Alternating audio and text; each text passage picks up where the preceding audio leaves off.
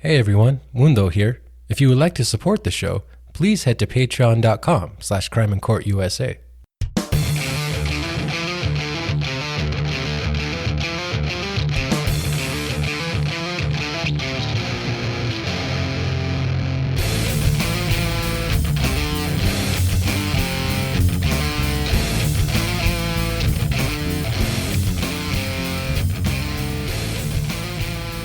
Yo, what's up everyone, and welcome to episode 31 of Crime and Court USA.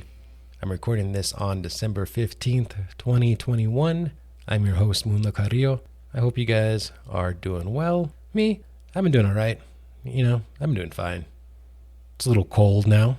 I don't like cold weather. It's like 34 degrees and the sun's out, but you know what? Other than that, I'm doing just alright. First off, I should say that my heart goes out to all the people affected by tornadoes that have hit the middle and southern part of the United States. Last I checked, over 60 people had died as a result of those tornadoes, and that's a lot. That's very sad. So, my heart goes out to everyone out there affected by those devastating storms. Let's just get into some news here, guys, shall we? So first off, I should clarify something I said last week. I said that Jennifer Crumbley, who is the mother of Ethan Crumbley, the high schooler charged in the shooting at Oxford High School in Michigan, I said during the show that the day before the shooting, he got caught looking up ammunition on his cell phone. She had texted him that he needs to learn how to not get caught. I said she told him that he needs to learn how to get caught. Not the case. She said he needs to learn how to not get caught. And then, of course, the very next day he fired and killed 4 of his schoolmates, and Jennifer and her husband James are now charged with 4 counts of manslaughter in that incident. So just a little clarification there. I'm sure you guys caught on anyway. Like, no mother's gonna tell her son to get caught. It's how to not get caught. Anyhow, another update. Of course, on the day that I published the last episode, Jussie Smollett was found guilty of 5 of the 6 charges he faced. In his case, he was convicted of 5 counts of disorderly conduct, 1 for each time he made a false police report. That jury deliberated for just over 9 hours.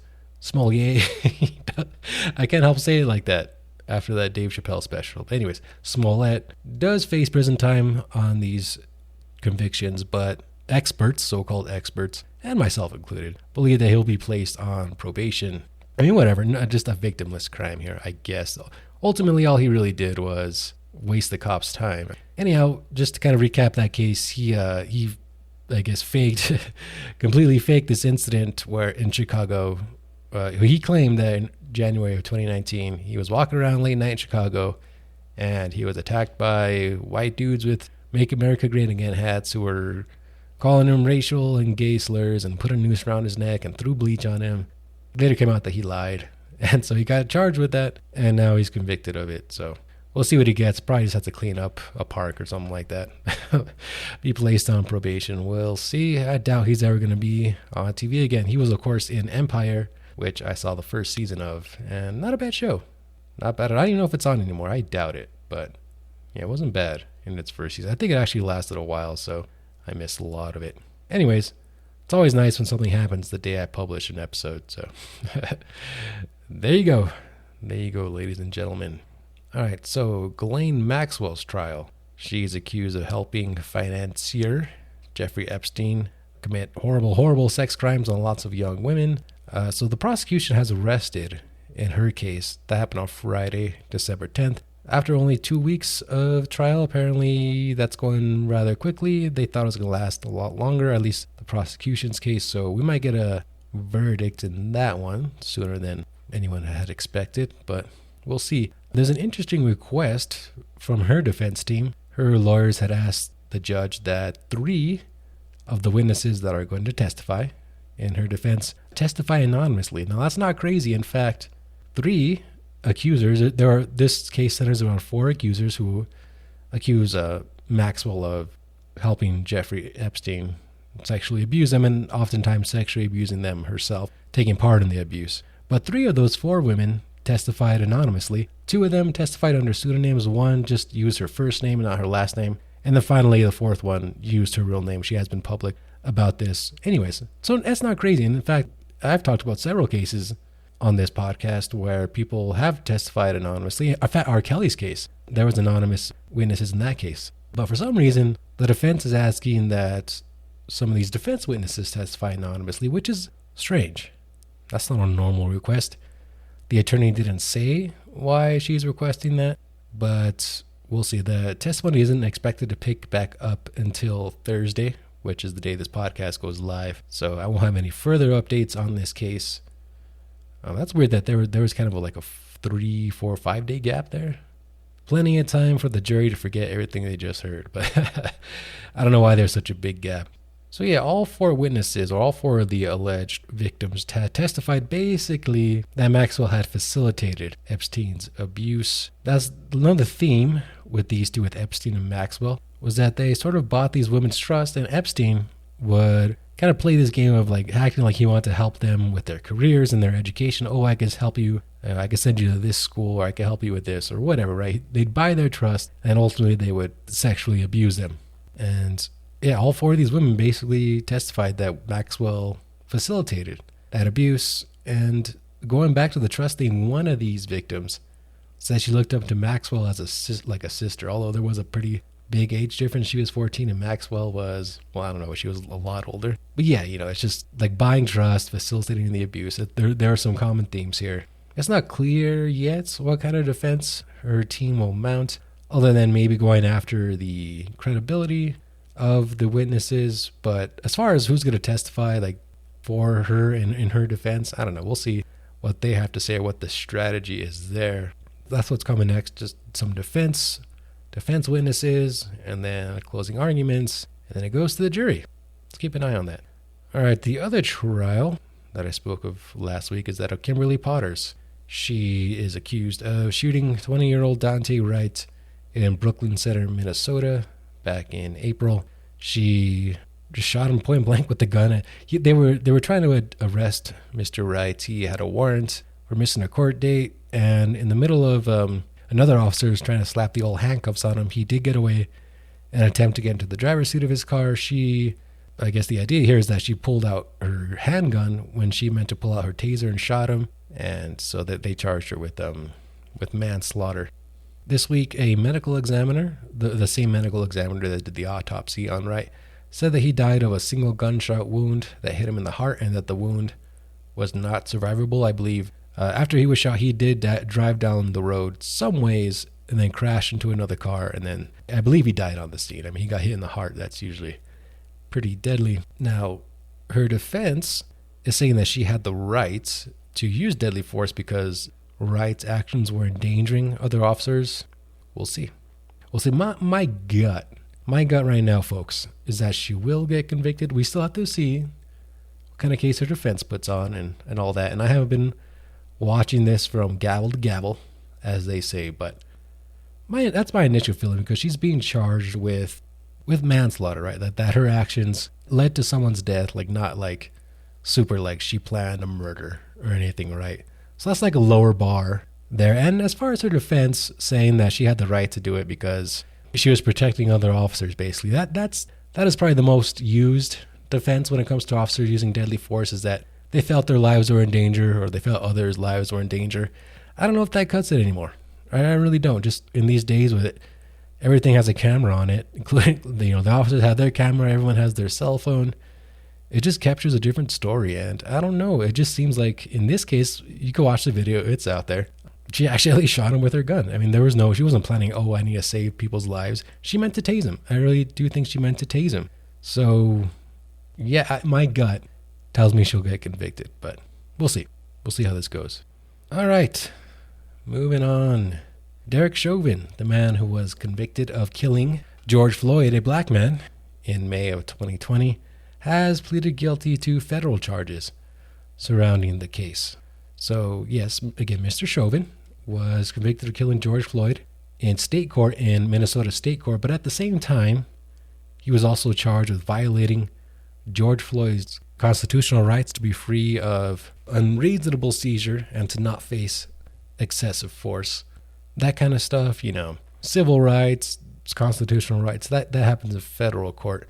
And he pleaded guilty, which opens him up for up to 25 years or possibly life in prison. The prosecutors did ask that he serve a 25-year sentence concurrent with this state sentence. He got sentenced to 22 and a half years in Minnesota prison for being convicted for the murder. And they're asking that he be able to serve those concurrently, which before the deal was made official, I had figured that would be part of the deal, is that he just serve the time on this one at the same time he serves his time on the state crime. So that seems like that's what prosecutors are asking for. He'll be officially sentenced at a later date, so we'll see what the judge has to say. But yeah, that's not on that one. We'll have to wait for his actual sentencing hearing to see what he gets. He also faces another federal case for using unnecessary force on a 14-year-old black boy back in 2017. No updates on that one. No change of plea on that. He still has pleaded not guilty, so we'll see what he does in that one, being that he's going to be in prison for at least like 22 years. So yeah, I just want to keep you guys updated on that. Derek Chauvin, that's a guy people are keeping an eye on, so just want to keep y'all updated.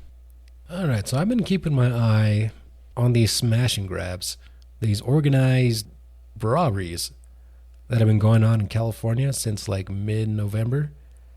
And now the California AG, the Attorney General, Rob Bonta, says that they're part of some kind of organized crime ring where the foot soldiers are out there breaking into the stores and carrying out the crimes while other people are calling the shots from afar, which that's pretty crazy. So there have been a lot of these just around California. Some of the biggest ones have happened in the Bay Area, the San Francisco Bay Area. One of them, 80 people stormed a store in Walnut Creek. I believe it was a Nordstrom. Walnut Creek's up there in the Bay Area, east of the Bay. And yeah, that's nuts. 80 people. I think an employee got pepper sprayed. And so the idea is that these crimes are being organized on social media and then carried out. So in this one, this is back in November when these 80 people, they all just went into the store around closing time, just grabbed a bunch of crap, pepper sprayed somebody, and then fled in cars that were waiting outside. The Attorney General said that those products, or all these products, are being sold online at a high markup. But 80 people, I mean, that's what's your cut on that? Is it even worth it to take that risk? Maybe, I don't know. And I guess people are desperate, but that's a lot of freaking people. And the idea that someone else is calling the shots, like some kind of crime boss, like some kind of Jabba the Hutt Godfather situation, is calling the shots. That's crazy. It's like something you see like the tracksuits do at Hawkeye or some shit. This is all done online too, which is also fascinating. This is a good stuff. I want to mention it. I might actually do like a bigger deep dive into this because it's semi-interesting. I mean, some of them are random, but some of them are like pretty high up there. And a lot of them are like on high-end stores, but some of them are also a mom and pop. It's actually, from a crime observer perspective, quite fascinating. I gotta say, it's quite fascinating. So yeah, I just want to put that out there. It's very strange. I've never seen anything like this. People just storm, like nearly 100 people storming into a store and just grabbing stuff off the rack, fleeing, crazy stuff. So maybe I will do a deep dive. I just want to keep y'all posted on that one as well. All right, let's move on to the next one. Larry Nassar's victims have reached a $380 million settlement with USA Gymnastics and the U.S. Olympic and Paralympic Committee. Nassar, a former doctor with Michigan State and the U.S. Olympic gymnastic team, is currently serving a life sentence for sexually abusing gymnasts, and hundreds of victims have come forward. Some of his victims include gold medalists Simone Biles, Ali Reisman, and Michaela Maroney. A mediator will determine how much each victim gets based on the length and severity of the abuse. That's according to the New York Times. Michigan State has already settled a lawsuit with victims for $500 million, and that is believed to be the biggest settlement by a public university in history. And this is also one of the biggest molestation cases in U.S. history, which is crazy. I didn't even really think about that until I read an article about this settlement. Yeah, I mean, hundreds of victims. I mean, this is high up there from one guy. It's nuts, man. Really is nuts. And these girls were raped while representing their country as well. So this is all just a messed up situation. But they will be getting a big payout from USA Gymnastics.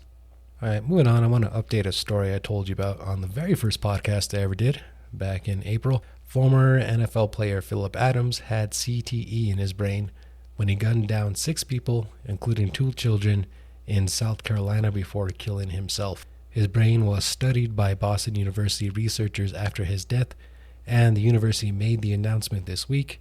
The severity of the damage is being compared to Aaron Hernandez. Aaron Hernandez killed himself in prison after he was convicted of killing a man, execution style. So yeah, I want to update on that one as well. Really, really sad. I mean, when these guys these former NFL players do something crazy like this, it's almost like guarantee that they had brain damage. Puts me in a tough spot as a football fan, because I'm a really, really big fan of football. I love football, but playing football can absolutely destroy your life. It could absolutely destroy your family. It could destroy other people's family. It wasn't related to these victims. A 9-year-old and a 5-year-old got killed too. It's just, I don't know, man. You hear these stories about people just completely changing, after they get out of football. Junior Seau went from like a nice guy to a horrible person.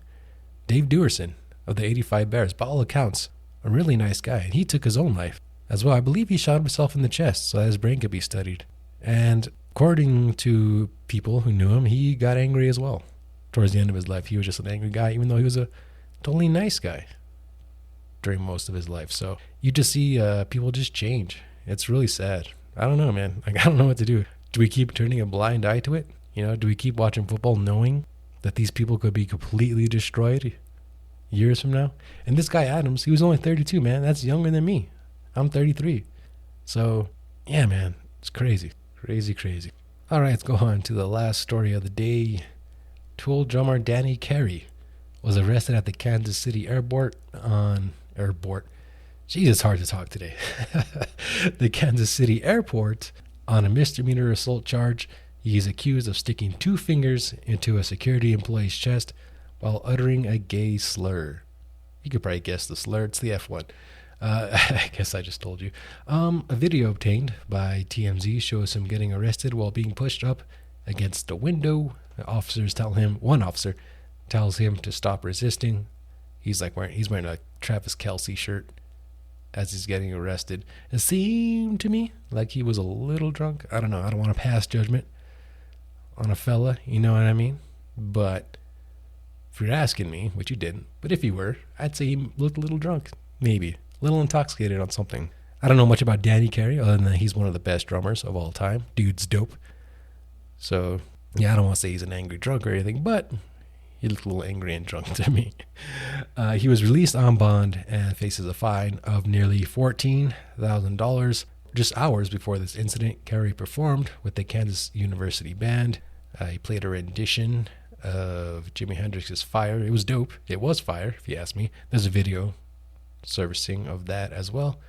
Pretty cool. He's from Kansas, so that was kind of cool.